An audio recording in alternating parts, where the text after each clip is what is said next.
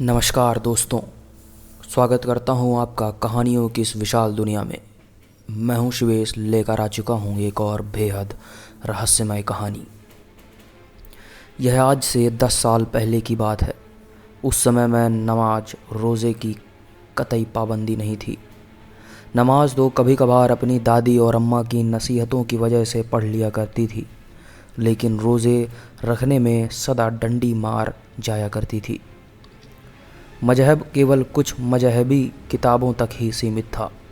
दादी मेरी लापरवाहियाँ और मजहब से दूरी पर मुझे टोकती और मैं एक कान से सुनकर दूसरे कान से उनकी नसीहतों को उड़ा देती। शायद यह सिलसिला आज तक बरकरार रहता अगर छुट्टियों के दौरान मुझे अपनी छोटी खाला के घर डेरा गाजी खां ना जाना पड़ता। छोटी खाला के शहर खासे सख्त आदमी थे, इसलिए उनके घर पर रिश्तेदार कम ही आया करते थे। इस बार अंकल कारोबार के सिलसिले में दूसरे शहर गए हुए थे, इसलिए खाला ने मुझे फ़ोन करके आने का मशवरा दिया। मेरी छुट्टियां थी ही, लिहाजा बड़े भाई के साथ खाला के घर जाने को तैयार हो गईं। हालांकि अम्मा ने यह कहकर डराया भी कि निगहत का घर भुतहा है, तुम एक दिन भी वहाँ नहीं बिता सकोगी। अम्मी की बात मैंने हंसी में उड़ा दी थी और उल्टे यह कहा था, अगर खाला का घर भुतहा है तो वह वहाँ रह क्यों रही हैं। अरे बदबख्त, जिन्नात जिससे खुश होते हैं उसे कभी तंग नहीं करते। वह चिढ़कर बोली, बेफिक्र रहे अम्मी, मैं भी उन्हें डिस्टर्ब नहीं करूँगी और अच्छे लगे तो दोस्ती कर लूँगी। मैंने चहक कर कहा, जिस पर अम्मा झुंझला कर रह गई थी। हाँ, तो मैं बता रही थी कि मैं भाई के साथ डेरा गाजी खां खाला के घर चली गई। खाला का घर काफ़ी बड़ा था, उनके 2 बच्चे थे। मुझे देखकर खाला बहुत खुश हुई। भाई मुझे वहाँ छोड़कर अगले दिन ही कराची चले गए। वहाँ 2 दिन बड़े मज़े से बीते। इस दौरान अम्मी का जिन्न भूत वाली बात याद करके मुझे हंसी आती रही। आखिर मैंने खाला से कहा, मालूम है खाला, अम्मा क्या कह रही थी बाजी। उन्होंने भी दिलचस्पी ली। फरमा रही थी कि आपका घर भुतहा है, मैं 2 दिन भी वहाँ नहीं बिता सकूंगी। कहे तो बाजी ठीक रही थी, उन्होंने संजीदगी से जवाब दिया। वाकई यह घर भुतहा है? मैंने हैरानी से पूछा। हाँ मीना, यह सच है। यह हमारी सास का पुश्तैनी घर है, खाला ने गहरी सांस लेकर बताया। जब मैं यहाँ ब्याह कर आई थी तो सास ने मुझे सख्ती से ताकीद की थी कि कोने वाले कमरे को हमेशा साफ़ सुथरा रखना और उनमें कभी कोई सामान ना रखा जाए। आपने कभी महसूस किया कि आपकी सास ठीक कहती थी? यानी कि आपने उस कमरे में कभी कोई अलौकिक जीव या किसी जिन्न वगैरह को देखा है? नहीं, मैंने कभी किसी को नहीं देखा, ना कोई गैर मामूली बात महसूस की। हालांकि मेरी शादी को 7 साल हो चुके हैं, उन्होंने आश्वस्त स्वर में बताया। हो सकता है आपकी सास का वहम हो भी सकता है, लेकिन मीना, जिन्नात के वजूद से इनकार तो नहीं किया जा सकता। यह सब पुरानी बातें हैं खाला, इस दौर में इनका वजूद नामुमकिन लगता है, मैंने कंधे उचकाते हुए लापरवाही से कहा। उसी शाम खाला शॉपिंग के लिए बाजार गई तो मैं नहा धोकर बालों को सुखाने के लिए छत पर चली गई। वह शाम के बाद का समय था, अंधेरा फैलना शुरू हो चुका था। छत पर चारों ओर रंग बिरंगे फूलों के गमले रखे थे। मोतिया और गुलाब की खुशबू से छत महक रही थी। मैंने गहरी गहरी सांसें लेकर खुशबू को अपने अंदर उतारा और बालों को झटक कर ब्रश करने लगी। थोड़ी देर ही गुजरी थी कि मुझे अपने चेहरे पर किसी की नज़रों की तपिश का एहसास हुआ। मैं बेइख्तियार इर्द गिर्द नज़र दौड़ाई कि हो सकता है कि कोई अपनी छत से नज़ारा कर रहा हो, लेकिन यह ख्याल मूर्खतापूर्ण था। उस गली में सिर्फ खाला का घर ही 2 मंजिला था, बाकी सारे घर 1 मंजिला थे, इसलिए किसी के देखने का सवाल ही पैदा नहीं होता था। मैंने इस बात को अपना वहम समझा और रुख मोड़कर बालों को सुलझाने लगी। इस काम से फारिग होकर मैं बालों को पीठ पर खुला छोड़कर और रेलिंग से लगकर सड़क से आते जाते लोगों को देखने लगी। तभी मुझे अपने बालों पर कुछ दबाव सा महसूस हुआ। मैं चौंक कर मुड़ी वो छत खाली था। इस बात को मैं अपना वहम करार नहीं दे सकती थी, क्योंकि मुझे वह दबाव बखूबी महसूस हुआ था। यूँ लगा था जैसे किसी ने धीरे से मेरे बालों पर हाथ रखा हो और उन्हें हाथों में लेकर महसूस किया हो। मैंने सोचा, कहीं गुड्डू तो यह शरारत नहीं कर रहा। मुझे 5 वर्षीय शरारती खालाजाद गुड्डू का ख्याल आया, जो अचानक इसी तरह डराया करता था और फिर छुप जाता था। मैं छत पर बने उस कमरे की ओर बढ़ी जिसमें खाला ने बेकार चीज़ें डाल रखी थीं। दरवाज़ा खोलने पर अंदर का अंधेरा कुछ कम हुआ तो मैंने उसे आवाज़ दी, गुड्डू। लेकिन जब उसकी ओर से जवाब ना मिला तो आगे बढ़ी और कमरे में दाखिल हो गई। अचानक दरवाज़ा धड़ से मेरे पीछे बंद हो गया। मैं भय से जड़वत खड़ी रही। हजारों आशंकाएं और वहम मुझे डराने लगे। खैर, किसी तरह दरवाज़ा खोलकर बाहर आ गई। बाहर आकर मुझे अंदाज़ा हुआ कि मैं पसीना पसीना हो रही थी, दहशत में कांप भी रही थी। मैं भागती हुई नीचे आ गई। खाला अभी तक बाजार से नहीं आई थी। मैं कुर्सी पर अधलेटी होकर अपने बिखरे हवास को जमा करने लगी। जब हवास बहाल हुए तो मुझे अपनी बुज़दिल पर सख्त अफसोस हुआ। मैं इतने कच्चे जहन की मालिक तो ना थी कि दरवाज़ा बंद होने पर फ़ौरन जिन्न भूत पर यकीन कर बैठती। हो सकता है कि दरवाज़ा हवा से बंद हुआ हो। मेरे दिल ने अनुमान लगाया और मेरा जहन फ़ौरन इस बात पर ईमान ले आया कि यही बात हो सकती है। मैं इस मामूली बात से डर गई थी। अगर अक्ल इस्तेमाल न करती तो इस वहम में ग्रस्त हो जाती कि जिन्नात वगैरह का वजूद होता है। नॉनसेंस। मैं अपनी बेवकूफ़ी पर हंसने और खुले बालों में बल डालने लगी। उसे आगे करके ज्यों ही मैंने और बल देना चाहा तो मुझे अपने बालों पर बेहद दिलफरेब खुशबू आती हुई महसूस हुई। मैंने उस खुशबू को करीब से महसूस करने के लिए ज्यों ही बाल आगे किए तभी घंटी बजी। खाला के आगमन का एहसास करके मैं बालों को पीछे छोड़कर दरवाजे की ओर बढ़ गई। बाद में उनकी बातों में गुम होकर मुझे उस खुशबू का ख्याल ही ना रहा जो मेरे बालों से आ रही थी। उसी रात अचानक मेरी आँख खुल गई। मैं सफ़ेद लिबास में किसी को अपने बेड के करीब से गुजरते देखा। चूँकि कच्ची नींद का खुमार था और फिर लाइट भी ऑफ थी, इसलिए जब मैंने लाइट ऑन करके अपने शक को यकीन में बदलना चाहा तो कमरा खाली था। मैंने बराबर वाले कमरे में झांक कर देखा, खाला गुड्डू के साथ सो रही थी। मैं उलझती हुई वापस आकर लेट गई और अपने शक को वहम करार देते हुए लाइट ऑफ किए बिना सो गई। खाला ने मुझसे कहा, मीना, मेरे साथ कासिम बाबा के घर चल रही हो। कासिम बाबा? यह कौन है? मैंने जिज्ञासु नज़रें से उनकी ओर देखा। बहुत पहुँचे हुए बुज़ुर्ग हैं, अल्लाह के नाम पर सबका मुफ्त इलाज करते हैं। बरसों में एक बार अपने घर आते हैं। 7 साल पहले जब मेरी शादी हुई थी तब आए थे। अल्लाह वाले हैं। मेरी ननद की बेटी का इलाज भी वही कर रहे हैं, उन्होंने बताया। नज़मा बाजी की बेटी को क्या हुआ? मैंने फ़रहीन के बारे में पूछा। कहते हैं उस पर किसी जिन्न का साया है। खाला, आप भी कैसी दाकियानूसी बातें करती हैं। जिन्न भूतों के पास क्या बहुत फालतू वक्त होता है जो हर एक पर आते रहते हैं। मैंने मजाक पर उनकी बात टालनी चाही। मीना, हर वक्त का मजाक अच्छा नहीं होता। खाला मेरे शब्दों पर रुष्टता से बोली। सॉरी खाला। अच्छा, यह बताइए कि वाकई कासिम बाबा बहुत पहुँचे हुए बुज़ुर्ग हैं? तुम मेरे साथ चलो, खुद ही देख लेना, उन्होंने कहा। मुझे तो बस माफ़ ही रखें खाला। वैसे भी मैं जिन्नात वगैरह पर यकीन नहीं रखती। यह सब हमारा वहम होता है और कुछ नहीं, मैंने लापरवाही से कहा। हर कोई धोखेबाज नहीं होता मीना, बहुत से अल्लाह वाले बुज़ुर्ग भी होते हैं। सबसे बदगुमान होना अच्छी बात नहीं होती, उन्होंने जाने से पहले कहा। उनके जाते ही मैंने जो थोड़ा बहुत काम रह गया था वह पूरा किया, और जैसे ही मैंने हाथ धोने के लिए साबुन उठाया वह मेरे हाथ से फिसल कर नीचे गिर पड़ा। जिस समय मैंने उसे उठाया था वह गुलाबी रंग का था, लेकिन गिरते ही उसका रंग हरा हो गया। मैं अविश्वासी नज़रों से साबुन को घूरने लगी। गुड्डू, गुड्डू, मैंने बेख्तियार भयभीत होकर आवाज़ें दी तो वह दौड़ा चला आया। क्या हुआ आपा? गुड्डू ने मेरा आंचल पकड़कर घसीटा तो मैंने उसकी ओर देखा। यह साबुन हरा है ना? नहीं, यह तो गुलाबी है। गुड्डू ने साबुन उठाकर मेरी नज़रों के सामने किया और भय की एक सर्द लहर मेरे वजूद में दौड़ने लगी। साबुन सचमुच गुलाबी थी, लेकिन अभी तो मैं चाहते हुए भी अपने भय को प्रकट ना कर सकी और हाथ धोकर उसके साथ कमरे में चली आई। निगहत का घर बुतहा है। मुझे अम्मा की बात याद आई। अम्मा, यह सब बकवास है। कोई जिन्न भूत वगैरह नहीं होते, यह सब हमारे जहन का फितूर होता है। मुझे अपना जवाब भी याद आ गया। वह साबुन गिरने के बाद वाकई हरा हुआ था या फिर मेरी नज़रों का धोखा, या जहन का फितूर था जिसने मुझे खौफ में मुब्तबिल कर दिया था। मैंने सोचा। मीना, खाला ने यूं ही मेरे कंधे पर हाथ रखा।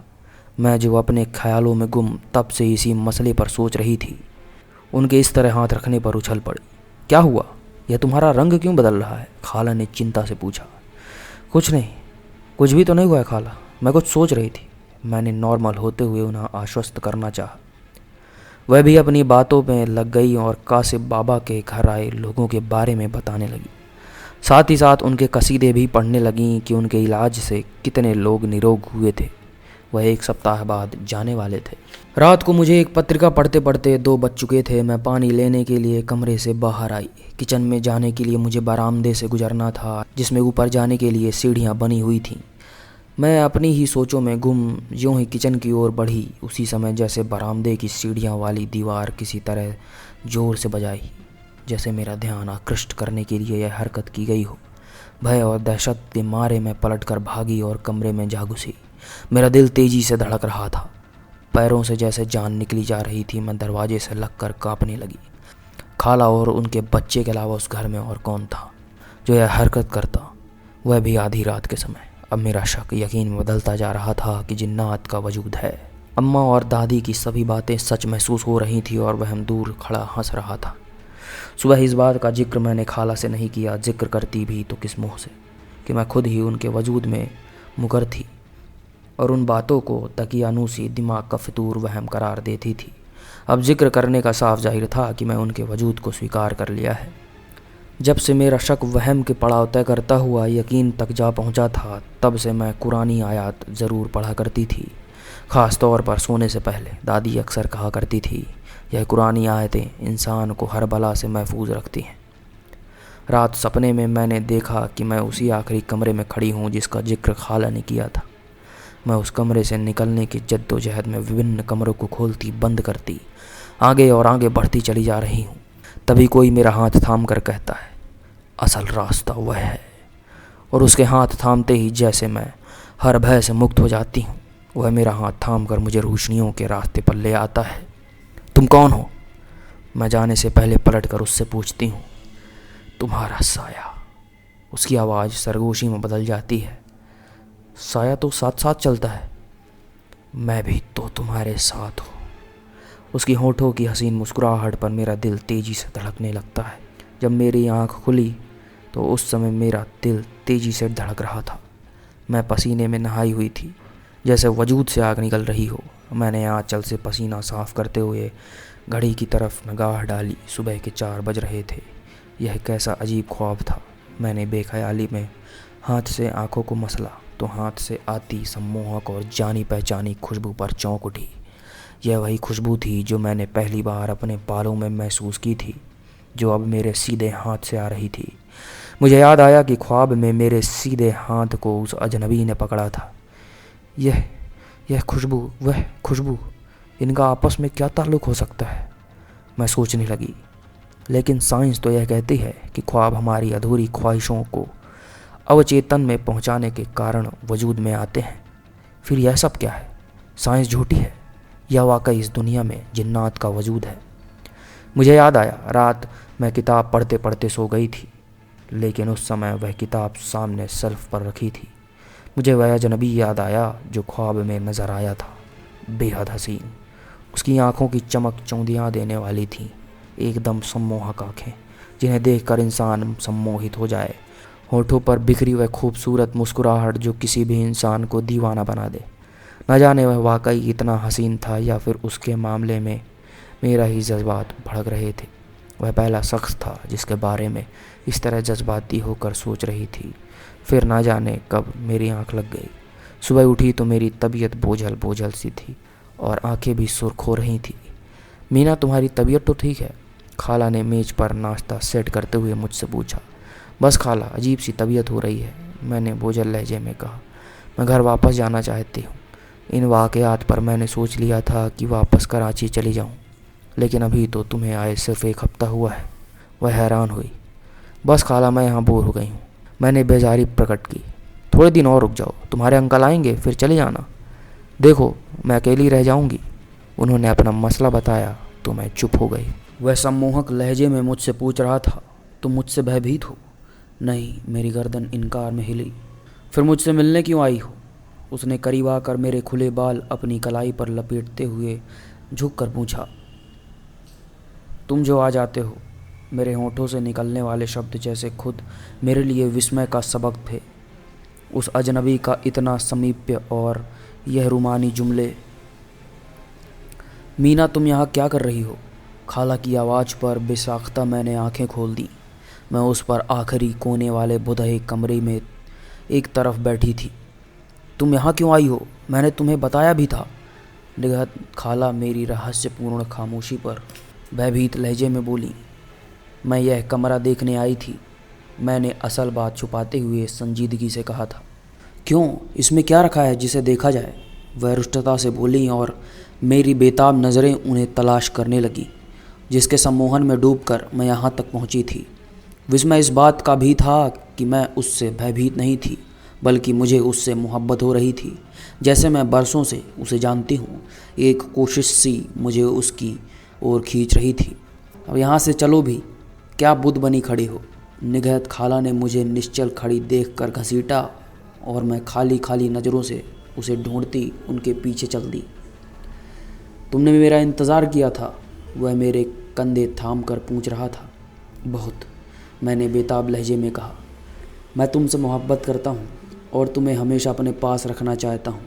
क्या तुम मेरी खातिर सब कुछ छोड़ सकती हो? वह सम्मोहित लहजे में पूछ रहा था। हाँ, मैंने उसकी आंखों में डूबते हुए कहा, और उसके साथ ही जैसे फासले मिट गए। मीना, कब तक सोती रहोगी? उठो। खाला की आवाज़ पर मैंने मुश्किल से आंखें खोली। तुम्हारी आंखें तो सुर्ख हो रही हैं। ओह, तुम्हें तो तेज़ बुखार है। उन्होंने अपना हाथ मेरे माथे पर रख कर चिंता से कहा, और फिर मेरा जहन अंधेरे में डूबता चला गया। दोबारा होश में आने पर मैंने खाला के साथ अंकल को भी देखा, जो परेशानी की हालत में डॉक्टर से कुछ बात कर रहे थे। खाला के कथनानुसार मैं 2 दिन बुखार की अवस्था में बेहोश रही थी और तीसरे दिन मुझे होश आया था। उसी शाम खाला के ज़ोरदार आग्रह पर कासिम बाबा मुझे देखने आए। बेटी की यह हालत कब से है? उन्होंने पूछा। तकरीबन 4 रोज़ से, खाला ने बताया। खाला चाय का इंतज़ाम करने के लिए कमरे से बाहर गईं तो उन्होंने मुझसे पूछा, वह तुमसे मिलने कब आता है? मैंने ताज्जुब से उन सफ़ेद दाढ़ी वाले बुज़ुर्ग की ओर देखा, जिनकी बड़ी बड़ी सुर्ख आँखें अंदर उतरती महसूस हो रही थी। उनके लहजे में इतनी नरमी और ठंडक थी कि बेइख्तियार मैं प्रभावित हो गई।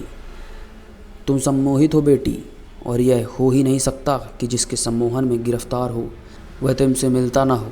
उनके होठों पर रहस्यपूर्ण मुस्कुराहट बिखर गई और मैं बेइख्तियार सभी बातें उनसे कहती चली गई। उसके समीप से ही तुम्हारा यह हाल है। तुम नमाज़ पढ़ती हो? उन्होंने पूछा तो मुझे शर्मिंदगी ने घेर लिया। वह इतने वृद्ध होकर नमाज के पाबंद थे और मैं बिल्कुल पढ़ती ही नहीं थी। मैंने इनकार में सिर हिला दिया। यह तो बहुत अफसोस की बात है। नमाज पढ़ना तो हर मुसलमान का फ़र्ज़ आयद होता है। यह इसी तरह ज़रूरी है बेटी जिस तरह सांसें लेना। ईशा की नमाज के बाद मैं तावीज़ भिजवाऊँगा, उसे तुम पहन लेना। इस तरह तुम उससे महफूज रहोगी, लेकिन पूरी तरह अपने आप को उससे महफूज रखने के लिए यह ज़रूरी है कि तुम नमाज पढ़ना शुरू कर दो। उनकी बातों पर मैंने अमल करने का दृढ़ इरादा किया और सोचा बुखार के उतरते ही नमाज की पाबंदी करूँगी। बाद में उनका भेजा हुआ तावीज़ मैंने पहन लिया। वह तावीज़ पहनते ही मुझे अपने अंदर ताकत दौड़ती सी महसूस हुई और तबीयत का बोझलपन जैसे कहीं दूर सा हो गया। मैंने अपनी तबीयत काफ़ी बेहतर महसूस की। उसी रात मैंने उसे फिर ख्वाब में देखा। वह उसी आखिरी कमरे में मौजूद था। तुमने वह तावीज़ क्यों पहन लिया है? यह तुम्हारे और मेरे बीच दीवार की तरह बाधक है। इसे उतार फेंको, मैं तुम्हारे पास आना चाहता हूँ। उसकी हसीन आँखों से छलकते आंसू जैसे मेरे दिल पर गिर रहे थे। हो सकता था कि मैं उसके मोहब्बत भरे शब्दों के जादू में गुम होकर तावीज़ को उतार फेंकती कि उसी समय अल्लाह अकबर की आवाज़ सुनकर मेरी आँख खुल गई। मेरा दिल तेज़ी से धड़क रहा था और सारा चेहरा आंसुओं से तर था। मैं उठकर बैठ गई और चेहरा साफ़ करने लगी। मुझे कासिम बाबा की बात याद आई। नमाज की पाबंदी करो, यह तुम्हें हमेशा के लिए उसके सम्मोहन से मुक्ति दिला देगी। मैं उठकर वजू करने के लिए बाथरूम की ओर बढ़ गई। नमाज के लिए उठते समय सारे खौफ जैसे कहीं दूर जा छुपे थे। बाहर आई तो खाला नमाज के लिए उठ चुकी थी। वह आशा के प्रतिकूल मुझे इतनी सुबह जागती देखकर हैरान रह गई, क्योंकि वह अच्छी तरह जानती थी कि मैं नमाज की पाबंदी बिल्कुल नहीं करती थी। उन्होंने मेरे इस सुखद परिवर्तन पर खुशी प्रकट की। कासिम बाबा ने मेरी अवस्था के बारे में खाला से भी बात की थी और बताया था कि बालों के सबब एक जिन्न मुझ पर मोहित हुआ था। अब उनके दिए हुए तावीज़ के अलावा उनका सम्मोहन ख़त्म करने के लिए मुझे पाबंदी से नमाज पढ़नी पड़ेगी, तब कहीं जाकर उस जिन्न का सम्मोहन ख़त्म हो सकता था। उस दिन मैं कासिम बाबा से मिलने उनके घर भी खाला के साथ गई। वैसे भी ताबीज़ और नमाज के बाद से मुझे अपनी तबीयत ठीक महसूस हो रही थी, वरना पहले मुझे बिस्तर से उठना कठिन लगता था। यूँ महसूस होता था जैसे जिस्म में ताकत ही ना हो। खाला बाहर ही ठहर गई। मैं अकेली अंदर आई। कासिम बाबा ने थोड़ी देर तक कुछ पढ़ा, फिर मुझ पर फूंक मार कर नरमी से बोले, कैसी तबीयत है अब बेटी? ठीक हूँ। उनके मोहब्बत भरे लहजे पर मेरी आंखें सजल होने लगीं। वह फिर तो नज़र नहीं आया? उन्होंने पूछा। जवाब में मैंने उन्हें पूरा ख्वाब कह सुनाया। तुम पर से उसके सम्मोहन का असर ख़त्म हो रहा है, कुछ इस तावीज़ की बदौलत, और अब तुमने नमाज भी पढ़ना शुरू कर दी है। पाबंदी से पढ़ोगी तो वह तुम्हें परेशान नहीं करेगा, उन्होंने सांत्वना देने वाले स्वर में कहा। लेकिन बाबा जी, वह मुझे परेशान नहीं करता, मैं बेइख्तियार बोली। अभी बेशक नहीं करता, लेकिन जब तुम्हारे माता पिता तुम्हारी शादी किसी से करना चाहेंगे, तब वह न सिर्फ तुम्हें बल्कि तुम्हारे घर वालों को भी परेशान करेगा, उन्होंने मुझे समझाया। लेकिन क्यों? मैंने पूछा। इसलिए कि वह तुमसे मोहब्बत करता है और तुम भी उसके सम्मोहन में गिरफ्तार होकर उसे चाहने लगी हो। हालांकि वह अपने लोगों में और तुम अपने लोगों में ही खुश रह सकती हो, लेकिन यह बात तुम समझ नहीं रही। उनकी गहरी नज़रें जैसे मेरे अंदर उतरकर सच को पा गई थीं। यह सच था कि मैं उसे चाहने लगी थी, और कल रात का ख्वाब मुझे बहुत उदास कर गया था। उसके आंसू बार बार मेरी आँखों को सजल करने पर मजबूर कर रहे थे। कासिम बाबा की इस बात पर मैं फूट फूट कर रोने लगी। उन्होंने मुझे नरमी से समझाया और इस बात का एहसास दिलाया कि मैं वास्तव में उससे मोहब्बत नहीं करती, मैं उसे भूल जाऊंगी। उन्होंने मुझे एक आयत पढ़ने को बताई और कहा, इस आयत को पढ़ने से तुम्हारा बेकरार दिल पर सुकून हो जाएगा और तुम्हें ख्वाब भी नज़र नहीं आएंगे। क्या मैं उसे भूल जाऊंगी? उसे भुलाने का मुझे बेहद रंज था। हाँ, जब तुम उसके सम्मोहन से पूरी तरह आज़ाद हो जाओगी तो उसे भूल जाओगी। बेहतर है तुम वापस कराची चले जाओ और इस तावीज़ को कभी अपने से जुदा मत करना। नमाज की पाबंदी करना और इस आयत को ईशा के नमाज के बाद तब तक पढ़ती रहना जब तक वह तुम्हें ख्वाब में नज़र आना बंद ना हो जाए। उन्होंने मुझे हिदायतें दी। मैं ठीक हो जाऊंगी, यकीनन। और बेटी, जिस तरह अल्लाह ने हमें पैदा किया है उसी तरह जन्नत भी बनाने वाला वही है। उनके वजूद से इनकार करना बेवकूफ़ी है। कभी मजाक में भी उनका हवाला नहीं देना चाहिए। वह मुझे मेरी कोताहियों से आगाह कर रहे थे और मैं शर्मिंदगियों में डूबती चली जा रही थी। इस वाक़ये से पहले मैं यह सब कुछ मजाक ही समझती थी और इन बातों पर यकीन भी नहीं किया करती थी, लेकिन अब जैसे अपनी ही हिमाकतों पर अफसोस हो रहा था। उस रात की नमाज के बाद मैंने उस आयत को पढ़ा और पढ़ते पढ़ते सो गई। मुझे ख्वाब में वह मंजर नहीं आया, पर जब मैं सुबह उठी तो कमरे में वही जानी पहचानी खुशबू आ रही थी, वैसे ही सम्मोहक और दिलफरेब। दूसरे ही दिन मैं अंकल के साथ अपने घर लौट आई। वहाँ आकर भी अपनी दिनचर्या में अंतर न आने दिया। सब घर वाले हैरान थे कि वहाँ ऐसा क्या जादू हुआ कि मैं नमाज की पाबंद हो गई थी। बहरहाल, इस सुखद परिवर्तन पर सभी ने प्रसन्नता प्रकट की। तावीज़ के बारे में घर वाले ने पूछा तो मैंने कह दिया कि बुरी नज़र से बचाने के लिए खाला ने डाला था, जिस पर झट दादी ने बढ़कर बलाएं ली और कहा, खुदा तेरे नज़रे बद से महफूज रखे। दिन बहुत पुरसुकून गुजर रहे थे। मैंने इंटर के बाद कॉलेज छोड़ दिया। 2 साल बाद, जिस दौरान मेरी शादी हो रही थी, मेहमानों की अफरा तफरी और हंगामे में अक्सर मेरी नमाज छूट जाया करती थी। उस दिन मेरी माइयाँ पंजाब में विवाह पूर्व की एक रस्म की रात थी। रात गए तक हंगामा रहा। स्वजनों के आग्रह पर मैंने उस तावीज़ को उतार कर रख दिया था कि रस्मों से फारिग होकर पहन लूँगी। बाद में गीतों के शोरों गुल और रस्मों के हंगामों में मुझे तावीज़ पहनना याद नहीं रहा। थकान के कारण उस रात मैंने नमाज भी नहीं पढ़ी। लिहाजा 3 साल बाद मैंने उसे फिर ख्वाब में देखा। परसों तुम्हारी शादी होने वाली है। मैं हमेशा के लिए तुम्हारी ज़िंदगी से जा रहा हूँ, महज तुम्हारी खुशी के लिए। मैं तुम्हारी एक अमानत ले जा रहा हूँ और एक अपनी दे जा रहा हूँ। शादी की खुशी में मेरी तरफ से उस तोहफे को कबूल करना। वह तुम्हें हमेशा मेरा एहसास दिलाता रहेगा। जब कभी मुझे तुम्हारी याद आएगी मैं तुमसे मिलने आया करूँगा। मेरी जात से कोई परेशानी नहीं होगी, मैं तुमसे गाफिल नहीं रहूँगा और ना ही आज के बाद तुम्हें कभी नज़र आऊँगा। उसके इन शब्दों के साथ ही मेरी आंख खुल गई। मैंने खाली खाली नज़रों से चारों तरफ देखा। मेरे रिश्ते की सभी बहनें सोई हुई थी, हर ओर सन्नाटा था। सिर्फ मेरे दिल की धड़कन थी जो नॉर्मल से कई गुना बढ़ गई थी। मुझे अपने वजूद से वही खुशबू आती महसूस हुई, बेहद तेज़ और सम्मोहक, जैसे वह बहुत समीप आकर गया हो।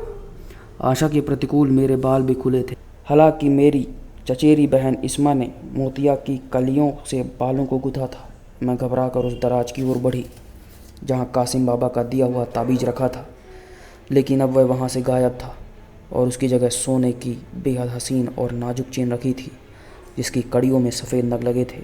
मैंने चेन को हाथ में लेकर देखना चाहा कि वह किसी रिश्तेदार की तो नहीं थी, लेकिन उसको उठाते ही जो खुशबू मैंने महसूस की वह वही खुशबू थी जो उस समय मेरे वजूद से फूट रही थी। मुझे उसके शब्द याद आए, शादी की खुशी में मेरी तरफ से उस तोहफे को कबूल करना, वह हमेशा मेरा एहसास दिलाता रहेगा। वह ताबीज़ ले गया और यह चैन छोड़ गया था।